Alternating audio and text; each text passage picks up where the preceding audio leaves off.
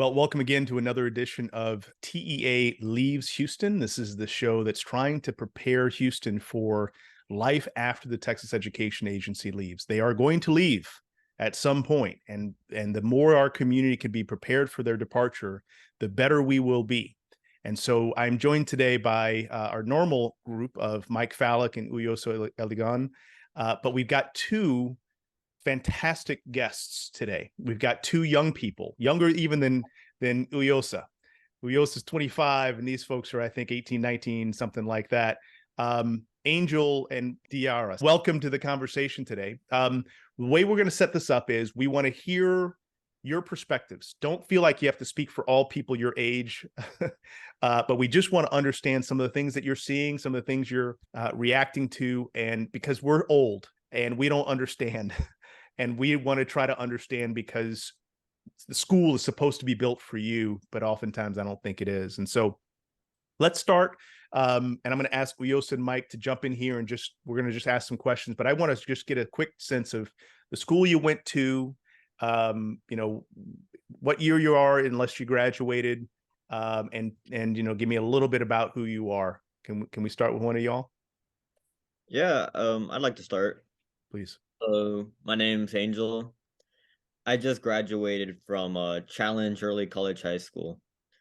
I mean, something that you should know about Challenge is that it's a very small school. I think I graduated in a class of 99, something like that. Also, like one thing that's very unique about this school is that it's connected, like physically, like the buildings are connected to Houston Community College. So that gives like all challenge students like the unique opportunity to be able to get an associate's degree before they graduate. And I was very fortunate to be able to get an associate's degree. But Fantastic. yeah, I think this T.E.A. takeover of HISD could create some serious issues with a small school like this. Like what? So like challenge, it's not like other schools. It's very small school, very focused on like the primary task of making sure that every student gets an associate's degree. And with a task like that, there's a lot of moving pieces, very specific things that may not apply to other schools. And with new people coming in from the TEA, it may make things very complicated within the school because they may not understand the culture, the things involved with a small school like this. Got it. Thank you. Thanks for that, Angel. Oh. T.E.A., can you give us a little bit about you, your Yeah. age and school, I'm etc.? 20 and I graduated from Jack Yates High School in 2021. I was top 10% of my class. I graduated with over like a little bit of $80,000 worth of scholarships. Going to Yates, I think it kind of like helped me because it was like a small school. You had like a great chance of being top 10% of your class. And they offered like a lot of scholarships due to like grades and GPA. The academic advisor, Mr. Dooley, he was like a great help, knew like each student, like what they were with GPAs. He was able to help you get like more scholarships and what your requirements meet. Far as like what he said with the TH, is that what it's called? T.E.A., Texas Education Agency. T.E.A. With them bringing in like new people, like they may not know like what small schools like Yates need. And Yates also had like a program where you can get like ACC credits. And so they may not know like what the small school needs and know like about all the kids and how it's been running over the years. So my academic advisor had been there like for over 10 years. So he knew like what it took to get like different scholarships and different things like that. So they may not know or have like the connection to get like scholarships. So it may, turn around like hard times. Kids may not get as much money or scholarships they need for college. Gotcha. Thank you. Uyosa, you got some questions? Yeah, Diara, I know, Yates particularly, along with other majority Black and Latinx schools, has been focal point of the conversation when it comes to the TA. takeover, right? Extremely happy to see that you really got through with the top 10%. But the average student is having to work through all sorts of different barriers, or just lack of interest that maybe other folks in and or outside the school may have in their education. And I'm wondering, like, thinking about what you went through, right, to get to your high level of kind of success, what are some other things that need to be done, whether in Yates or across the district, to make sure the average student has as much access to opportunity as you did? Well, my freshman year when I first came to Yates, I was in the old building and I was actually number 2 in my class. This was like at the end of because you get like your ranking at the end of your the first semester. So I was actually number 2. So by the time I got to 12th grade, I became number 12. But okay, it's competitive because it was a lot of kids just like me. But I don't really think like Yates was lacking like any like books or anything or teachers who wasn't helping you, because I had a lot of teachers that were helping me. And I think they were helping other students too, because it was a lot of me. So I don't think like Yates was lacking anything. I think far as like maybe like testing skills and getting like more tutors to come in during like testing time, far as like STAR and things like that. I think they should do like more tutors to come in and help. And I think there should be like ways where others can find like scholarships that doesn't like necessarily require you to be like such like top 10%, because top 10% you have like a advantage over everyone because you're top of your class. So I think like they should like just find like different scholarships that doesn't require you to be top 10% in your class. We also. I did want to level set the conversation for the Angel and Diara. Like, have y'all seen, like, what have you heard about the T.E.A. takeover? Like, what has been, whether right or wrong, whether you know if it's correct or just misinformation, has there been anything that has been floated to you? What do you know? What do you not know? Good question. This is my first time hearing about this. Hmm. I've been in summer school. I've been taking summer school classes, so I haven't really like been into like online or all of that. Understood. In my experience, it's more kind of just rumors just floating around. Nothing really concrete has been like disseminated when I was in school. I mean, from what we're hearing, like at least at my school, is that there has been like some weird little shenanigans going on, like within the board of trustees, and heavy mismanagement, like within it. So we're being told that the T.E.A. is coming in because of that, but nobody really has like a concrete idea of what's going on. Gotcha. Thanks. Yeah, Mike? So I have a broader question for both of y'all, which is, if you were designing school, high school, or forget any of the school that you've had, what would you want the outcome to be? Like, why do we make you go to school, and what do you want to have happen at the end of that? I would want to make sure that everyone who is enrolled in school graduates. Because I do feel like sometimes school worry about things that's not necessarily education, as far as like uniform and things like that. Got it. Yeah, thank you for that. Yeah, I would agree. I feel that like when broken down like to its center, you want everybody to graduate, right? But also I feel like there should be a more emphasis on like career preparation, because like at the moment I feel that if I didn't plan on going to college, like I don't know what I'd do. I don't think I'd be prepared to make a living based off the high school education I've been given. So I feel that high school should provide a little more career preparation, but also like preparation on being outside in the world, things like that. Nice. Yeah, agree. Well, what gets in the way, right? So, Diara, you really care about making sure that folks at least graduate. Angel, you're mentioning really important needs to get prepared for the world and careers. But like, what do you feel like gets in the way at the moment? Diara, you kind of went to talking about uniforms, but what are all those little or maybe even bigger things that get in the way at the moment for other students that you probably have ever seen? Yeah, I think it's like maybe like uniform. I don't really think like HISD, as far as like HISD have like a big issue, but I think as far as like uniform is my biggest issue. And maybe like asking for all these like school supplies or doing, I know when COVID hit, we had a big thing for us like doing your work online at home. I feel like that was kind of like a major point because, you know, some kids doesn't have access to Wi-Fi and things like that. Then you may be at home and you may live like with a lot of people.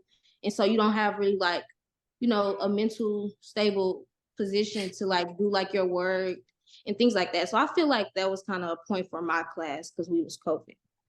So what I'm hearing is like a lot of things outside and surrounding the school system Yeah. seems a bigger issue. Okay. Thank What you. about Angel? Same question. I feel that what's getting in the way is management on all levels, from like the principal to the dean to all the way up to the board of trustees, is that I believe they're out of touch, Hmm. that they're not really connected with modern problems, Hmm.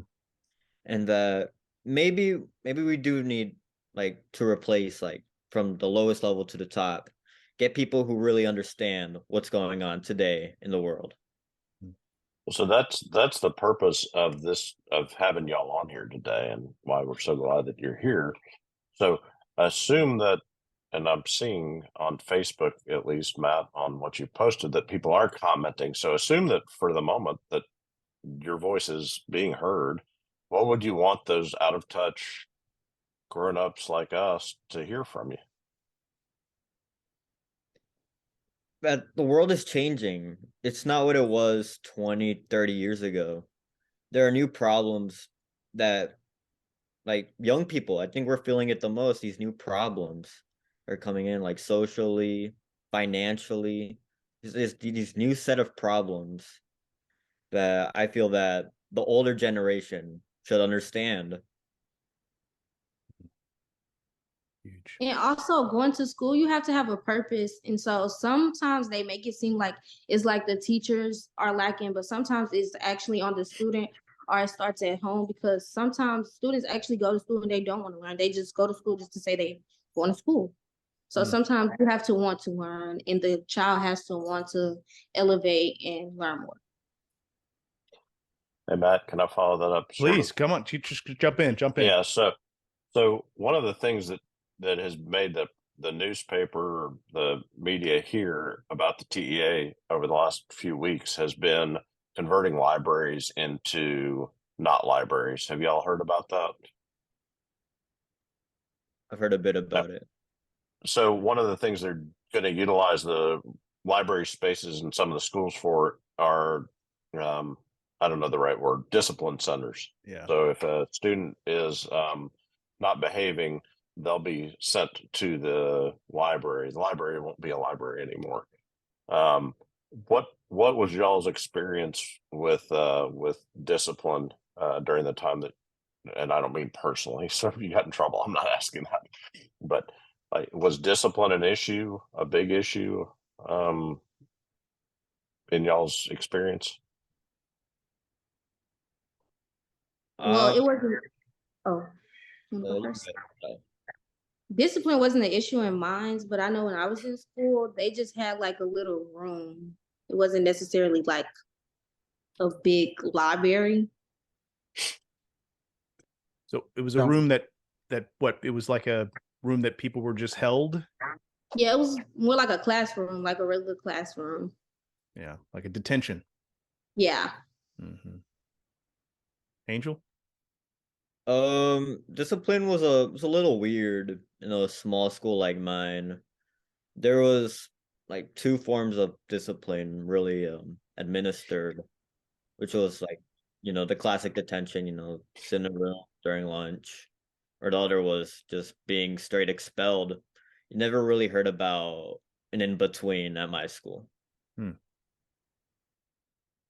Thinking about, because I can agree. I graduated from DeBakey High School, so like really small school, in 2016, and I'm it's really interesting, and I'm also curious to hear what your experience with the library was, because I think for me, graduating from the Bakery, I did cherish the library. I didn't get as much time in the library as I wish I had, but I'm wondering, like, is this an issue that has a misplaced solution, and is this even an issue in the first place, right? This issue of discipline.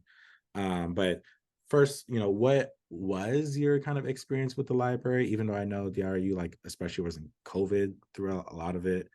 And do you feel like kind of taking away what we understand a library to be is going to be a solution for this proposed, discipline issue?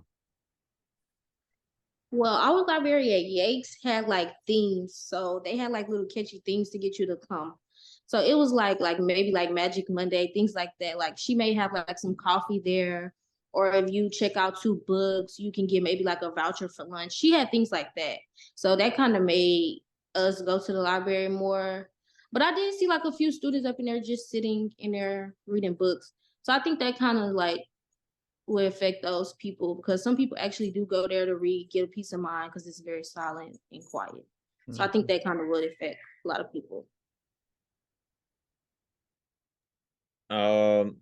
My high school was very small, so we actually did not have a library like at all. But over on the HTC side, to which the school was connected, there was a library. I feel that the library nowadays, with physical books becoming less and less relevant, the library is more of a place to study or hang out. And I feel that turning the library into a behavior center or something like that is very misguided. And I don't think we should be taking a space like the library away from students. If I could jump in here a little, so Angel, I want to go back to something you said a few minutes ago. Angel, you talked about that management is not connected to modern problems, the problems that young people face. Now, I could not agree with you more on that, but could you help me understand some of the problems that you were seeing, and go into as much detail as you need to on this, but like, where are the places where the problems that school is trying to fix aren't the problems that young people actually have?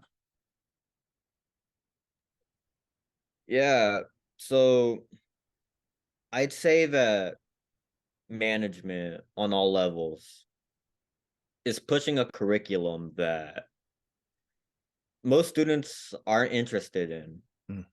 Students like myself, even, we're not in it to learn or to actually understand the topics presented. Rather, we're trying to pass. Even that may involve even gaming the system sometimes. Yes. So I feel that management, they really have to look at the curriculum and really modernize it, make it interesting, make it more digestible for our generation and maybe even future generations that may come in. Thank you. That's absolutely huge. Diara, what's your take on that? What was the question again? Yeah. So what, Angel earlier talked about that the modern problems that kids face are not being addressed in school. And I just want to hear a little bit more about what are those problems that you're seeing that school doesn't seem to have its finger on the pulse of, if you can think of it. I don't know. That's kind of hard for me because I didn't really have any problems. Like I say, going to school at Yakes, I didn't really have any problems. But I do feel like they worry about like uniform more, or like fights more than actually like academics. Like that's like, because I feel like the whole turning the library into like a detention center or something, I just feel like that's a little overboard, because you really shouldn't be worried about putting kids in detention. You should be worried about wanting kids to actually go to a library. So why would you remove library and books for a detention center?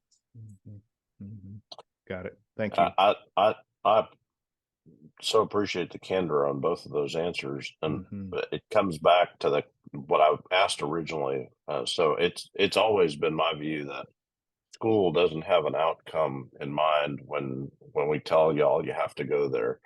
And as soon as we figure out what that outcome is, we impose it without asking you whether it's the outcome that you want. And so that was the question I asked. And so, Angel, I'm interested in what you said. So if school was doing what you wanted it to do, if school looked at you as the consumer and marketed to you, I mean, you wouldn't buy what they're selling right now, I would guess.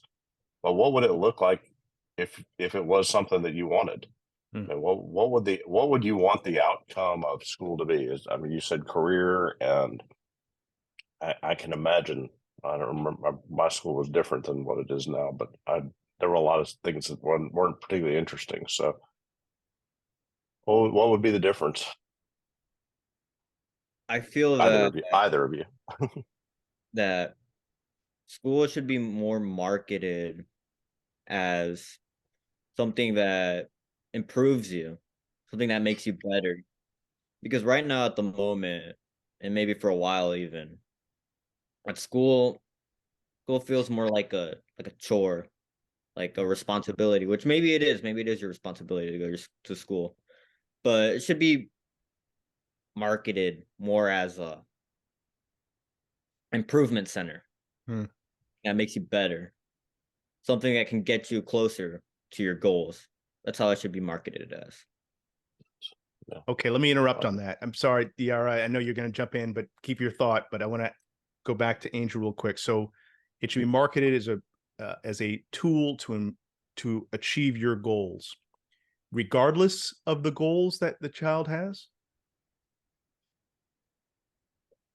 I mean, honestly, I believe so. That school is meant to like progress you in life and help you reach whatever goals you may have in the future. Man, preach, brother. You're singing Matt's song right now. Yes, you are. You don't know Matt, but you might as well be reading it. T.E.A., further thoughts about this? Yes, I do feel like they should bring like maybe like, culinary, barber, beauty, things like that. Because I know my mom was going to school. She stated like they had all those things when they were going to school, but it's like when I was in school, we didn't have things like that. It was strictly like the 5 subjects, math, Mhm. English, reading, things like that. They don't have really like things outside of studying, learning, hands-on activities. And far as like sports, they don't put as much money and support into those things, like maybe like the equipment and things like that. So just to clarify, so the idea that school, and again, Angel, you both kind of picked up on this point that school is really to help young people, one, pursue their own goals. And Angel, I could not agree with you more. Regardless of the goals that young person defines, school should be a supportive tool to help that young person achieve those goals.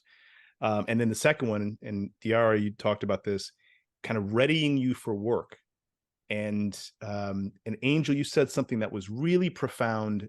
I don't know, 5-10 minutes ago. You said if you weren't going to college, you wouldn't know what you would do because school hadn't prepared you for anything right now.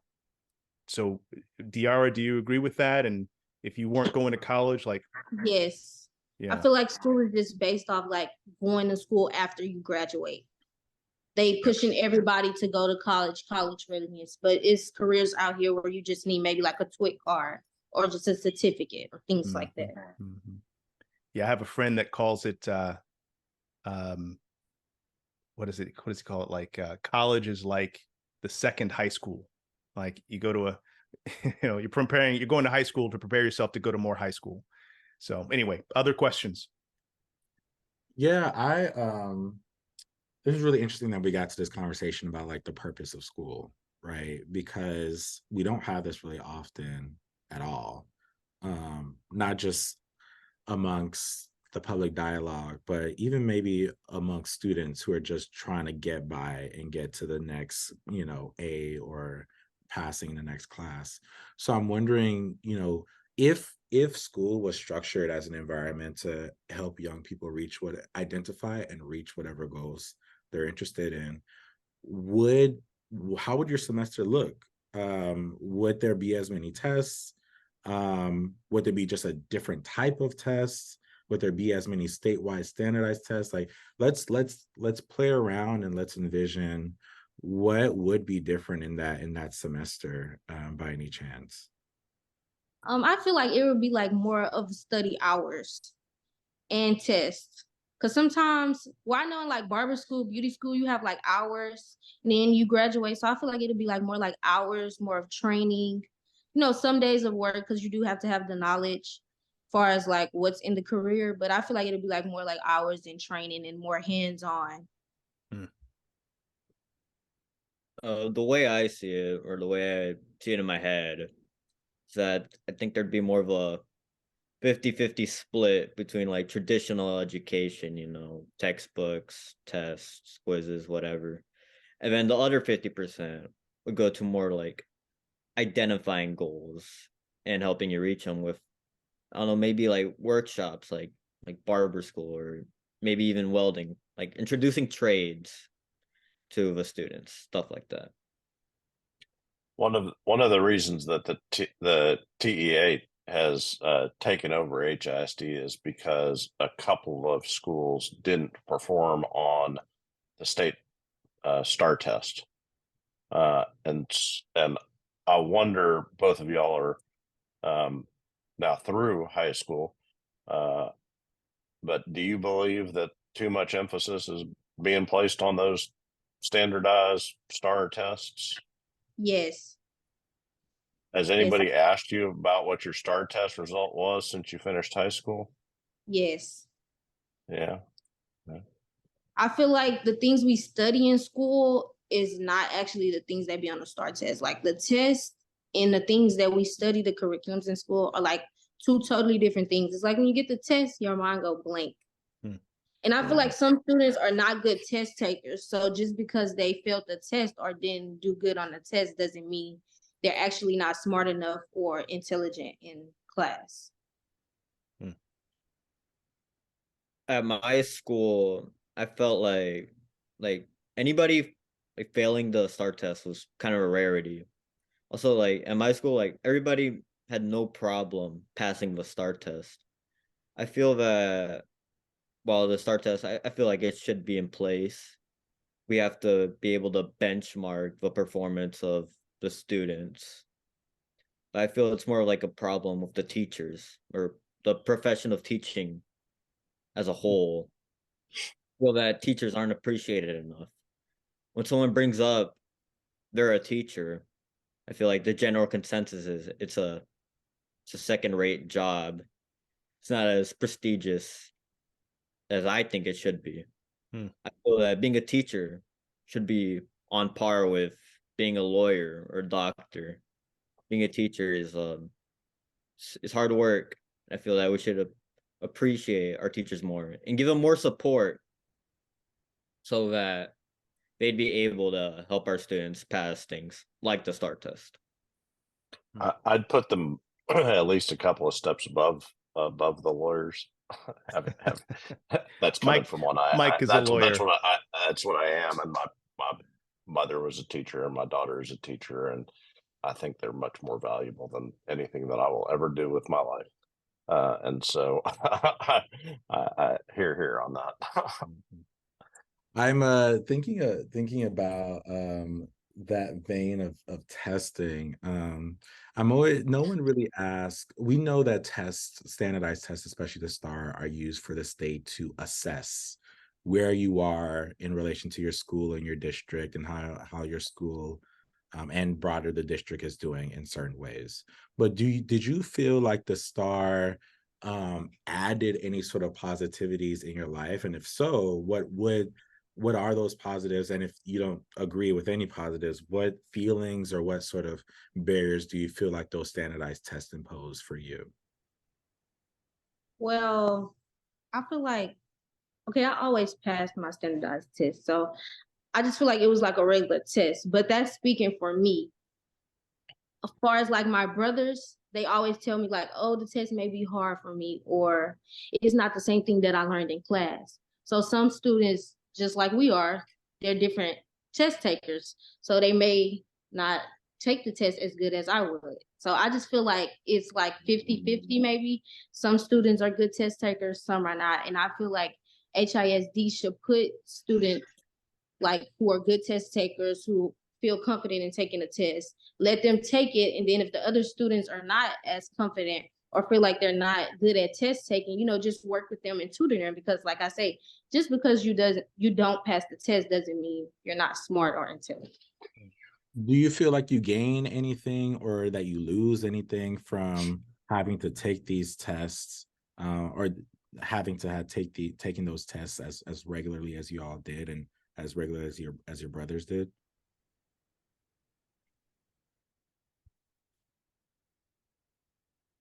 It's almost there. You're still You got muted. it. You got it. She's getting there. What was the question again? I couldn't hear. What do you gain and what do you lose from having to take so much time taking these tests? Even thinking about your brothers as well. Energy. I get tired taking the test.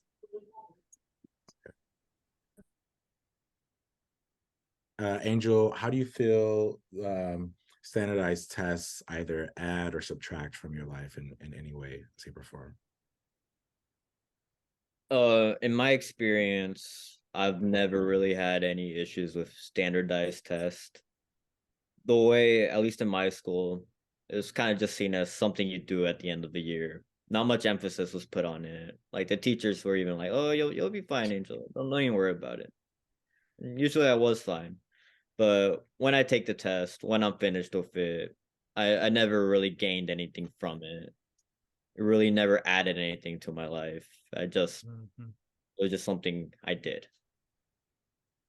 Well, listen, I want to be sensitive to your time. This has been super valuable, and I want to start to bring this conversation a little bit to closure. And love to have you guys come back another time. But are there questions that you would want to ask us? Let's assume that we have some authority over school. What would you ask of us? What would you ask of a board member or a superintendent? How would you guys run y'all school? Wait, so if you're asking me that question, like how would I run my own school if I could do it? Oh, I see. Well, don't get me started. I'll answer that question. It'll be 4 hours later. I'll still be talking about the things I would do differently. I think Angel said what she would do differently, Matt. I think he's already given you that very answer that you've given to me when I've asked you that question. It's a great question. I'll take a swing. It might take less than 4 hours. I have always believed, just like the two of y'all have said, that the purpose of school should be making your lives successful ultimately, whatever the ultimate outcome is. And so it makes me sad to hear that school leaves you at the end of 12th grade unprepared.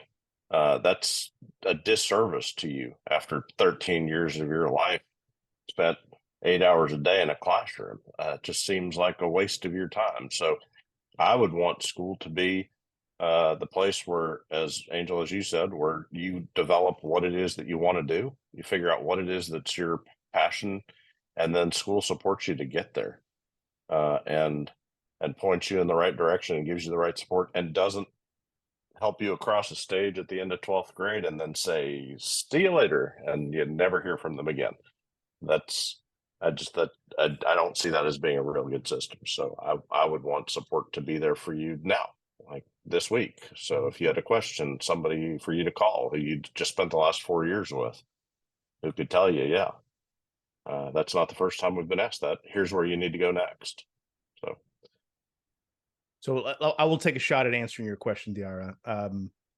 For me, again, it's picking up a little bit on what Angel said and what Mike just said. A successful life is a life where the individual can self-govern. So if Angel knows how to solve his problems, how to navigate the world, how to find and prepare himself for a job, how to learn anything he wants to learn, and how to pursue his goals, then Angel will be fine for the rest of his life. Likewise for you. But what he said earlier of a young person that finishes high school and now doesn't know what they're going to do, where they're going to go, that is criminal. That is a disaster. That's 13 years. And you graduate at 18, and now you have no idea what's going to happen next. That is horrendous. And there are more than 50% of the kids in HISD, probably more than 70% of the kids in HISD that are in that situation. So for me, a successful life is one where a young person can self-govern. And that's what I'm all about. So everything in school would be about, what do you want to do, T.E.A.? What do you want to do? How can we help you support? How can we support you in achieving that goal? Angel, what do you want to accomplish? Great. How can we as a school support you in accomplishing that goal? That is what school would look like for me. I would say, and I will answer that question too. I would say it's not just you don't know, but it's this active subversion of responsibility to have another institution that you're actually paying to kind of encourage or get you to figure that out. And sometimes we even make those decisions in colleges that aren't even the best because we need to make money, right? So yeah, I think it's not just don't know, but it's also actively putting you into a system in which we're not getting any sort of student financial relief anytime soon. So for me, you're also asking a person who started organizing when I was a sophomore in high school. So I have a very particular history and therefore perspective on schooling. I have a lot of opinions, but one thing that I think is really important is there's not much discussion about facilitation in schools, right? Like how to actually resolve things together. Because the truth of the matter is, no matter what profession you get in, even for solo writers, you are constantly engaged in conflict with other people, right? And unfortunately, our group projects don't do it. They don't do it. Normally, our group projects are just another burden and there's always somebody who doesn't do it at work. And then there's somebody who's really type A who does a lot of the work. And then the other people who are just looking at that type A person, just wondering, like, what do we do? It's a problem. And I think that the broader understanding of organizing to be about how we engage in societal life together towards values and ethics and interests that we have together is not talked about within school. In fact, y'all are pitted against one another from the very beginning. So that's just like, and you can imagine if that is my kind of value set, then a lot of things in schools would be totally different. Testing may not happen in any way, shape, or form. A lot of things would be radically different. Students may actually be able to vote for school board members, right? Like a lot of things would be very different based off of that one thing that I mentioned. So good question, T.E.A. Maybe students could be school board members. Right. Why not? Why Right. not? Right. Angel, questions that you would like to ask us? Yeah, I've got one. So I feel that to improve schools, we have to go down to the lowest level, like really get into the trenches. I feel that one place that people should look at are the teachers. How can we better support our teachers to help improve our students? Man, want to take a shot at answering that? If not, I can start. I'll take a shot since, as I mentioned, I come from a family of a generational family of teachers. So it's my view, and I think you said it earlier. Teaching used to be what was called a noble profession.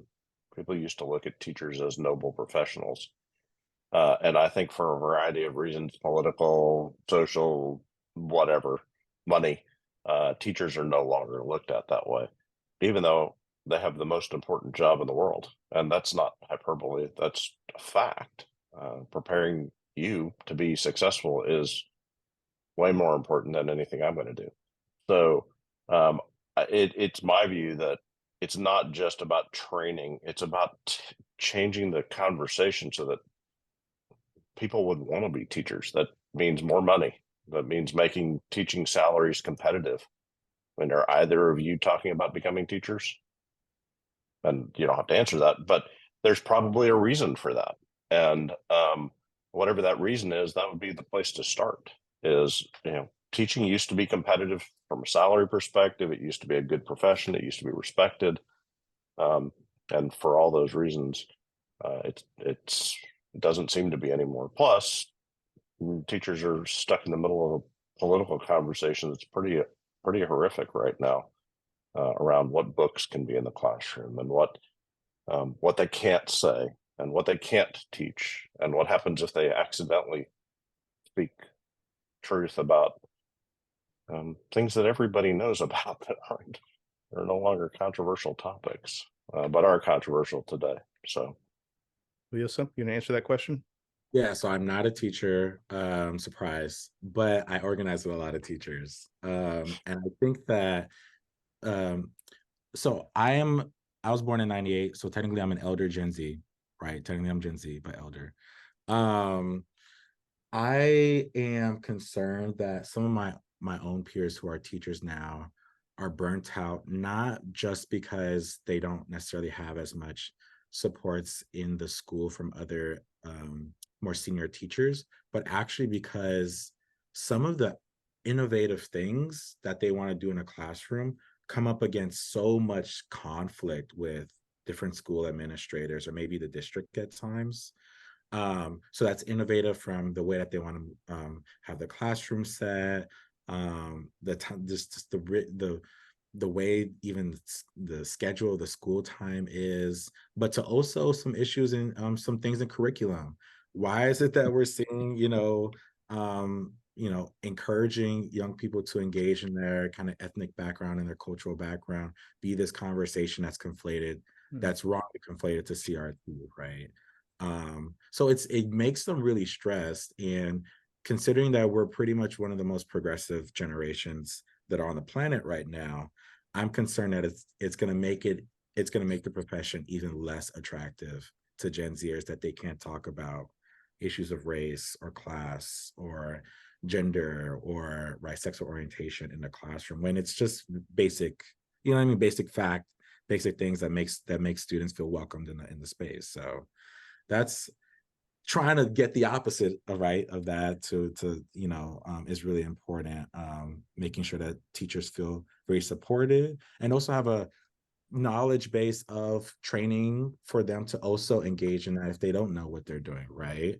I think that's going to be really important for Gen Zers to get into the teaching workforce. So thank you for that, Hugo. So Angel, to answer your question, what I do if I could to support teachers? Two things. One, I would give them ridiculous amount of professional autonomy. So nobody's looking over Mike's a lawyer. Nobody's looking over his shoulder telling him what he can and can't do on a given day. He is a professional. He is free to operate in the best way he feels he can as a professional. So for me, getting administrators, getting legislature, getting the school board, superintendent, getting them out of the room and having the parent, the child, and the teacher in the room talking about the child's future. That's, to me, how I would help hopefully, if I could, help teachers become more supportive. Now, furthermore, I would actually, particularly in middle school and high school, I would encourage teachers to radically rethink their role into one of a facilitator and not a true teacher, instructor, right? So once the child indicates what they want to learn about, the teacher now switches to a facilitator role that supports the child, asks probing questions, pressure tests their ideas to help the child learn how to grow. The term teacher means that person has to have the content knowledge, they're giving it to the young person. Those days are over. Young person can find information anywhere they want. Now they need a facilitator, somebody that can walk alongside them. So for me, the professional teacher in the future is a professional facilitator who stands next to you, Angel, and says, you want to be a doctor? Well, have you studied these things? Have you talked to these people? Well, if you haven't done that, then maybe you don't want to be a doctor. You decide, Angel, what you want to do. That role, unheard of in education nowadays. So That's to me is what I would argue is what's needed to switch what we're talking about around teacher professional autonomy and supporting of teachers better. So that's the short answer to your question. I could give you the 4-hour answer if you want. Let me know. I'll happy to talk to you. So listen, we probably should close this down. We're almost at an hour, but I tell you, this has been the most rich conversation we've had so far. And I hope that the two of you might be willing to do two things for us. One is to come back on this show at some point and we can ask you more questions as issues come up. Would you be willing to do that? Yes. Great. Excellent. Second one, I would love for you to talk to some of your young friends about what we're doing, because I think that the three most important people on this call, Angel, Deanna, did I say that right? T.E.A, like Sierra, but T.E.A, sorry, T.E.A, I've screwed that up. Sorry, T.E.A and Uyosa, in that order. You guys are the most important three people on this call. And the more young people we can get to say exactly what you have been saying, hopefully old people like us can start to hear it and make adjustments. Otherwise, I think we're going to just keep doing the same old thing and frustrating you guys. So, yeah, I want to add to that. In addition to saying thank you and to welcoming you here and back, the people who are making the rules are my age. I'm not 25. Let's just leave it at that. And we have. I jokingly say all the time that the last time I was on a date, the phone was connected to a wall. There was no internet. So I know, golly, hard to believe, right? And that means I have no context whatsoever for what you're going through. I really don't. But I have Facebook, but that probably makes you laugh too, right? Old people have Facebook. So your voices are the voices that are rarely at the table and are the most important. And so it's really great to hear perspective from y'all as to what you think is important, because what I think is important is really not important at all. So thank y'all. Yep. Uyosa, any last words, or we'll call it a night? No, I'll call it a night. I definitely right. I want their ideas to simmer. Yep. Thank you, Uyosa, for getting in touch with these folks. And young people, thank you so much. Keep doing great things. Please stay in touch with us. We'd love to kind of walk alongside you and support you as you're going on your journey as well. So consider us a part of your team. All right. Of course. All right. Signing off. This is T.E.A. Leaves Houston, another edition, and hope to see you back again soon. Thanks.